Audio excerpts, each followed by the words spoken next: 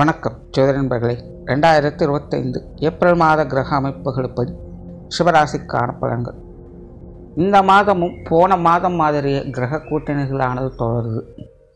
அதாவது ஏப்ரல் 14 வரைக்குமே சூரியன், சுக்கிரன், புதன், சனி மற்றும் ராகுனுடைய 5 கிரக சேர்க்கைகள் மீன ராசிகள் தொடர்ச்சியாக இருக்கும்.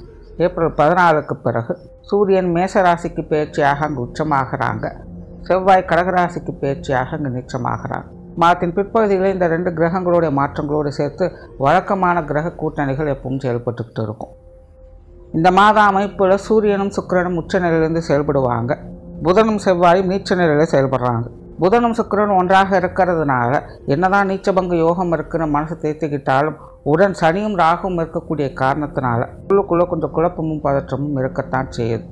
ஏன்னா சென்ற மாத பலன்கள்லேயே இந்த 5 கிரக கூட்டணிகள் என்பது பல விதங்களையும் மக்களை அலகழிக்கும்னு சொல்லியிருந்தேன்.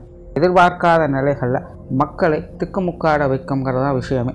அதற்கு தகுந்த மாதிரியே வரக்கூடிய நியூஸ் எல்லாம் சமீப காலத்தில் பார்த்தீங்கன்னா எதிர்பாராத வகையில் பல அசம்பாவித சம்பவங்கள்ங்கிறது ஏற்பட்டுக்கிட்டு இருக்கிறது கண்கூடாக பார்க்கலாம். இப்படியெல்லாம் விபத்துகளும் ஏமாற்ற விஷயங்களும் நடக்குமாங்கிற மாதிரியான சம்பவங்கள், பொருளாதார நிலைகளில் நிறைய ஏற்ற இறக்கங்கள், கண்மூடி திறக்கிறதுக்குள்ள பல லட்சம் கோடிகள் இழப்புன்னு பொருளாதார நிபுணர்களே கதிகலங்க செய்தது. உலகத்தில் இருக்கக்கூடிய பெரிய பெரிய ஜாம்பவான்களை கூட அசைச்சு காட்டியிருச்சு இந்த கால அமைப்புகள். எல்லாமே சொல்லி வச்ச மாதிரி ஒரே மாதத்துக்குள்ளே தொடர்ந்து நடந்தது தான் அதிசயமே. இதுதான் உண்மையிலே கிரகங்களுடைய பவர். இந்த மாதிரியான சம்பவங்களை பார்க்கும்போது தான் ஜோதிடம் எந்த அளவுக்கு உண்மையாகவும் பயனுள்ளதாகவும் இருக்குங்கிறதையே புரிஞ்சுக்க முடியுது. சரி, இருக்கட்டும்.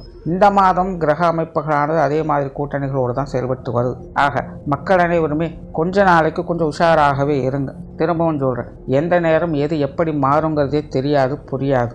எல்லாமே கண்ணை கட்டி காட்டில் விட்ட நிலைகள் தான். எதையோ தேடி எல்லாரும் எங்கேயோ ஓடிக்கொண்டு இருக்கும். அது மட்டும்தான் இப்போதைக்கு புரிஞ்சுக்கிற நிலையாக இருக்குது. ஆக இது எங்கெல்லாம் போக போகுது, எங்கே கொண்டு போய் நிறுத்த போகுதுங்கிறது கடவுளுக்கு மட்டும்தான் வெளிச்சம். முடிஞ்ச அளவுக்கு சுதாரித்து இருக்க வேண்டியதுதான். முடிவில் இதுதான் கடவுளுடைய கட்டளைன்னு கிடைச்சதை ஏற்றுக்க வேண்டியது தான். இந்த மாதத்தினுடைய கிரக அமைப்புகள் பெரும்பாலும் எல்லாருக்கும் இப்படி தான் இருக்க போகுது. பருவநிலை மாற்றங்கள் கண்டிப்பாக இருக்கும். வெயிலினுடைய தாக்கத்தையும் பார்க்கலாம், மழையினுடைய வேகத்தையும் பார்க்கலாம். நெருப்பு மற்றும் நீர் தொடர்புடைய சம்பவங்கள் அதிகமாக இருக்கும். இதெல்லாம் பொதுவான விஷயங்கள். மேற்கொண்டு இனி உங்களுடைய ராசிக்கு எப்படி இருக்குங்கிறத பார்க்கலாம்.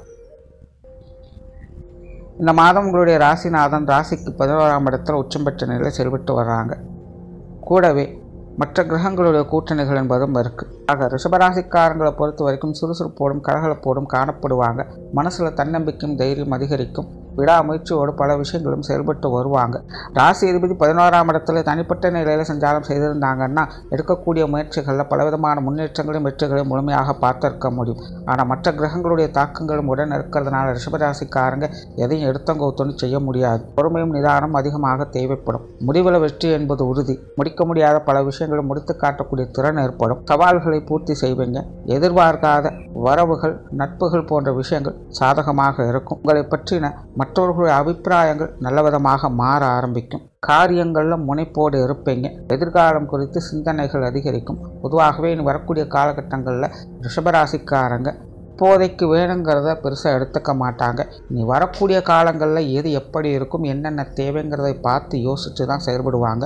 அதற்கான ஆரம்ப காலகட்டமாக இந்த மாதமானது அமையுது. தனிப்பட்ட முறையில் ரிஷபராசிக்காரங்க இனிமேல் தான் எப்படி இருக்கணும், இருக்கக்கூடாதுங்கிறதெல்லாம் ஆராய்ச்சி பண்ணி வச்சு அதுக்கு தகுந்த மாதிரியான காரியங்கள் ஈடுபட்டு வருவீங்க. என்ன கிரக கூட்டணிகள் கொஞ்சம் முன்னும் பின்னுமாக இருக்கிறதுனால கொஞ்சம் அலைச்சல் டென்ஷன்கள் இருக்கத்தான் செய்யும். இருந்தாலும் ராசிநாதன் உச்சம் பெற்ற நிலைகள், அதுவும் லாபஸ்தானத்திலே இருக்கிறதுனால என்ன வேணாலும் நடக்கட்டும், என்னால் முடியுங்கிற நம்பிக்கையோடு செயல்பட்டு வருவீங்க. சூழ்நிலைகளுக்கு தகுந்த மாதிரி அனுசரித்து போகக்கூடிய நிலை என்பது ஏற்படும். ஆக ரிஷபராசிக்காரங்க மிகவும் சாதுரியத்தோடு செயல்படக்கூடிய ஒரு மாதமாகவே அமையுது. குடும்ப விஷயங்கள், காரியங்கள், வழக்கமான நிலைகளில் சாதகமான தன்மைகளை எதிர்பார்க்கலாம். சின்ன சின்ன ஏற்ற இறக்கங்கள் அப்பப்போ இருந்துக்கிட்டு தான் இருக்கும். இருந்தாலும் பெரிய அளவில் சங்கடங்கள் இல்லாமல் சுமூகமான விஷயங்களை எதிர்பார்க்கலாம். பெற்றோர்கள் வகையில் சாதகமான நன்மைகள் தரக்கூடிய விஷயங்களை எதிர்பார்க்கலாம். உடன்பிறப்புகள் சார்ந்த விஷயங்கள் அலைச்சலோடும் ஆதாயங்களை கொடுக்கும். உடன்பிறப்புகள் வகையில் சிலருக்கு சின்ன சின்ன விரயங்கள், செலவுகள் போன்ற விஷயங்களை எதிர்பார்க்கலாம். இருப்பினும் அவங்க வகையில் நன்மைகளே உண்டு.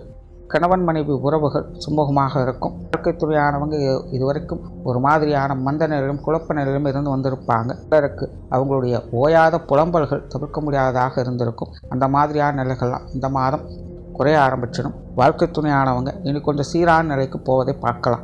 கணவன் மனைவி உறவுகளுக்குள்ள சுமூகமான மேம்பாடுகள் அதிகரிக்கக்கூடும். குழந்தைகள் சம்பந்தப்பட்ட விஷயங்கள் கொஞ்சம் முன்னுக்கு பின் முரண்பாடாக அலைச்சல்கள் கொடுக்கக்கூடிய விஷயங்களாகத்தான் இருக்கும். இருந்தாலும் சமாளிச்சுக்குவீங்க. அப்பப்போ குழந்தைகளோட உடல்நல விஷயங்களை மட்டும் கொஞ்சம் கவனம் எடுத்துக்கோங்க. திருமண விஷயங்கள் சாதகமாகவே இருக்குது. குழந்தைகள் சம்பந்தப்பட்ட விஷயங்கள் கொஞ்சம் நிதானம் தேவை.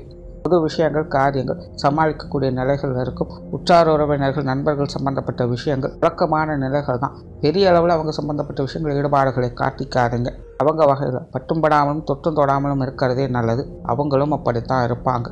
மாணவர்களுக்கு கல்வி வித்தை சார்ந்த விஷயங்கள் சாதகமாக இருக்கும். குறிப்பாக இடமாற்றங்கள் போன்ற விஷயங்கள் ரிஷபராசிக்காரங்களுக்கு அவங்களுடைய எதிர்பார்ப்புகளை முழுமையாக பூர்த்தி செய்யக்கூடிய நிலைகளை கொடுக்கும். தேர்வுகளில் நல்ல தேர்ச்சிகள் உண்டாகும். தொழில் வேலை உத்தியோகம் சார்ந்த விஷயங்கள் சாதகமான நிலைகள் தான். ஒரு சில மாற்றங்கள் என்பது ஏற்படும். பெரிய அளவில் முன்னேற்றங்கள் இல்லைனாலும் எல்லாத்தையும் சமாளித்து போகக்கூடிய திறன் என்பது உண்டாகும். பொருளாதார நிலைகள் சாதகமாகவே இருக்கும். வரவு செலவுகளை சமாளித்து கொள்ள முடியும். சிலருக்கு திடீர் பண வரவுகள் உண்டாகும். பெரிய அளவில் காசு பணங்கள் கையில் நிரப்பினாலும் தேவையில்லாத விரயங்கள் செலவுகளாவது குறைய ஆரம்பிக்கும். சொத்து சுகங்கள் சம்பந்தப்பட்ட விஷயங்களில் அலைச்சலோட ஆதாயங்களை பார்ப்பீங்க. சிலருக்கு வீடு நிலப்புலன்கள் வாகன ரீதியான விஷயங்கள் அல்லது வீட்டுக்கு தேவையான பொருட்கள் வகையில் புதுப்பிக்கக்கூடிய அல்லது பழுதுபார்க்கக்கூடிய விஷயங்கள் ஏற்படலாம். சிலருக்கு ஆடை ஆபரண சேர்க்கை என்பதும் உண்டாகும். ஸோ ஓவரால் ரிஷபராசியை பொறுத்த வரைக்கும் இந்த மாதம் பொதுவான வகையில் காலநிலை மாற்றங்கள் எல்லாத்தையும் அழகழித்து கொண்டிருந்தாலும் தனிப்பட்ட முறையில் ரிஷபராசிக்காரங்க எதையும் எதிர்கொள்ள தயாராக இருப்பாங்க. அனைத்தையும் சாதகமாக சாமர்த்தியமாக சமாளித்தும் வருவாங்க. நன்றி, வணக்கம், வாழ்க வளமுடன்.